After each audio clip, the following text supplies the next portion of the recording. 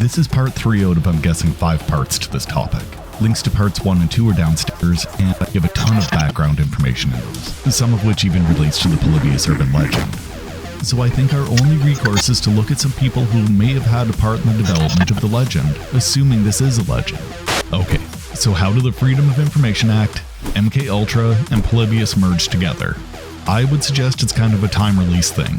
The legend of the Polybius Arcade Cabinet is set in 1981, but the first provable record I could find was from 1998. We know MK Ultra was a real thing, and we know legends grow with time, so maybe we should stop looking at things exclusively from 1981, because there were some pretty trippy arcade games from that era, and with human memories the way they are, there looks to be a little wiggle room in my opinion.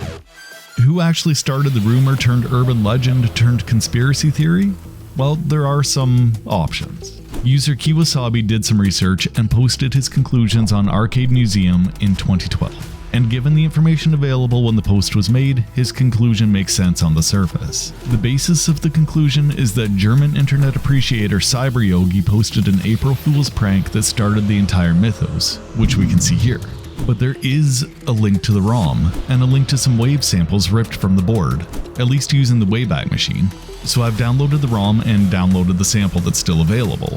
And to be honest, I don't know what to make of CyberYogi. His page on Logologi is still up. Logologi is the first Cyber Age religion.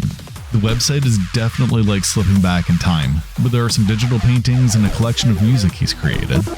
And on a personal and seemingly random note, all of CyberYogi's compositions are in MOD format, which didn't register with me until I downloaded some of the songs. And then it dawned on me, I did know this format, and it's one that I've been thinking about off and on since I was a kid. One of my closest friends played All That She Wants by Ace of Base on his computer in the early 90s, and I managed to find the exact rendition in MOD format, all because I was researching a game that I've never played. If only I had the same kind of luck finding those videos I saw on Pornhub. Back to the point though, I can't get a read on this guy, but I will say he put immense effort into creating an April Fool's gag. If we click the period at the end of the sentence, we get this very detailed description of how the game was faked. It took him about 10 days, and the gag was to paint a hate symbol onto the enemy spaceship in a communist arcade game. That's the entire joke. The post was made on April 1st, 2000. We know the first verifiable mention of Polybius was in 1998. CyberYogi has confirmed it was an April Fool's prank. It's not named Polybius. I'm not sure how this got mixed up into the Polybius legend, but this definitely isn't the source. So let's look at some more probable candidates. So let's start with Stephen Roach. He claims to have been a part of the development team, and someone we haven't really discussed yet. At least not in detail. Stephen Roach wrote the following in the comments section on coinop.org's Polybius page. Again, this is the first online mention of the game that I've been able to find. We've already looked at the body of the page, but Stephen Roach's comment really stands out among the comments section.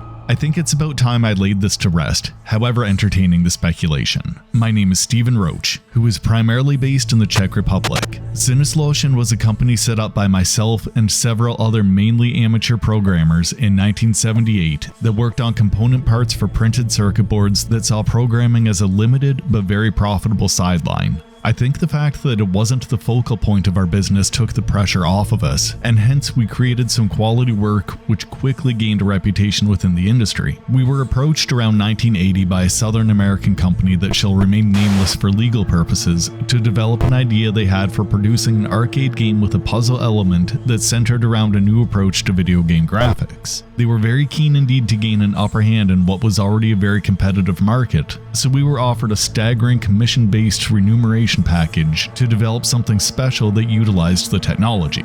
We developed the game in a little more than 2 porta-cabins that we knocked together, where we spent many stressful mornings, evenings, and nights, which is a great pity because it compromised our relaxed and innocently amateurish approach to our business in spite of the financial possibilities. Marek Wachowczyk was the programmer who came up with the name Polybius. He had studied Greek mythology at Masaryk University and came up with the name because it sounded quite bold and mysterious, which is what we wanted, quite simply.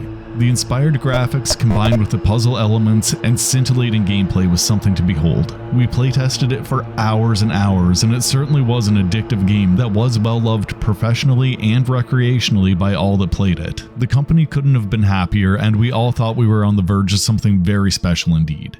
We then received a phone call stating that there were concerns within the company that the basic graphics, which featured predominantly in so many other games of the time, were fine for the average gamer to spend hours at a time without any noticeable physical or mental detriments, but the intense and engrossing gameplay of this new step was very much an unknown quantity, so the game was put back several months due to divided opinion within their board of directors, much to our consternation for breaking our backs to finish it on time. We received heartening collated playtesting figures, and we were then told that the game would receive a temporary limited release, which booped us significantly, but shortly after, we received terrible news. A 13-year-old boy from the Lloyd district of Portland, Oregon, had suffered an epileptic fit while playing the game, only 6 days after the machines had literally been installed. One of the senior employees that I knew very well contacted me to tell me that it caused immense ripples of panic throughout the company, who were of the opinion that they had created a monster as such. It may sound laughable now, but please bear in mind that this was 25 years ago, when the video game industry was in its infancy.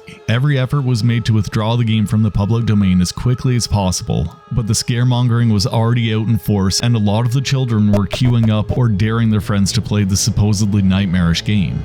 Company directors descended on the town to assess the situation, which may account for these reports of strange men in black suits hanging around, and the machines were often taken in daylight, causing minor but noticeable incidents. As far as I was made aware, only 7 machines were distributed around the area, and no other health-related incidents were reported. I heard off the record that the company made a one-off settlement to the boy's family, and no more was heard, apart from all the internet-based speculation and resulting paranoia. We disbanded Cineslultion shortly afterwards because we didn't want to restrict ourselves to the stringent deadlines of other companies and favored distancing ourselves from the game in case of any lingering recriminations, which could have done a great deal of damage to our personal and professional reputations, which was our livelihood, and with some of us having very young families, this was extremely important to us. As far as I'm aware, no ROMs or otherwise exist unless they remain in the bowels of the company that distributed it. We only received a basic payment in view of the fact that the game was withdrawn without nationwide or international distribution, so we grew to loathe it, and it was often a cursed word whenever we used to meet up, and still is today. Which is a shame. I still believe we created something that should have changed the face of gaming and would have set us apart from the rest of the industry, but arcade games were often compared to drugs of the time because of their addictiveness, and we created something that small-minded bureaucrats perceived to be the heroin of the video game world. That's only crime was to be many years ahead of its time. I'm sure people will doubt the sincerity of this, so feel free to drop me a line at stevenroach@yahoo.com, as I'm happy to answer any questions. Steven. Dwayne Weatherall is one of a handful of people who have supposedly conducted an interview of sorts with Stephen Roach. On the surface, it seems Stephen Roach is quite forthcoming, but that being said, with all communications between the two of them being done through email, and neither of them having something I would call an extroverted online presence, it's difficult to decide how much of either of these sides are true. Neither is so outlandish that it exits the realm of possibility, but neither is able to back anything up with substantiated evidence. And that says something too. The other thing that is right at the bottom of the Polybius description on coinop.org is a disclaimer that reads, "Quick update, we just wanted to go on record here that Stephen Roach is full of himself and knows nothing about this game. We have it on good authority. No, Polybius is not a Tempest prototype. No, Polybius is not a vector game. Does the title screen look vector? No, it does not. We recently received some new information about the game. Today's May 16th, 2009. And yes, one of us is flying to the Kyiv, Ukraine area tomorrow, and yes, the trip is related to this information. Stay tuned." Very professional, guys. Ignoring how much that sounds like comic book guy from The Simpsons, I did stay tuned. I'm still waiting. There are no captures of the Polybius CoinOp page before February 8th, 2014, so it's more difficult to figure out the chronological relevancy of things.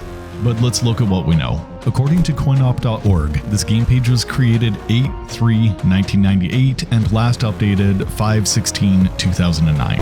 So August 3rd, 1998 until May 16th, 2009. Stephen Roach's comment was dated 2006-03-20, so March 20th, 2006. And I really wish the dating conventions could be standardized everywhere, but I know that's a big ask.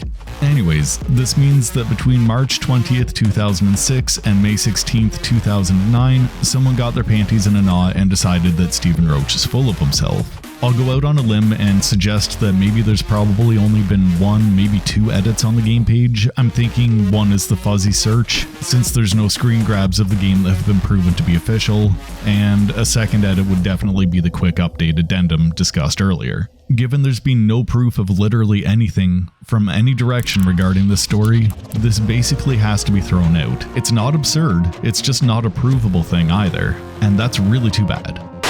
Right, so as is tradition, here's the abrupt cut.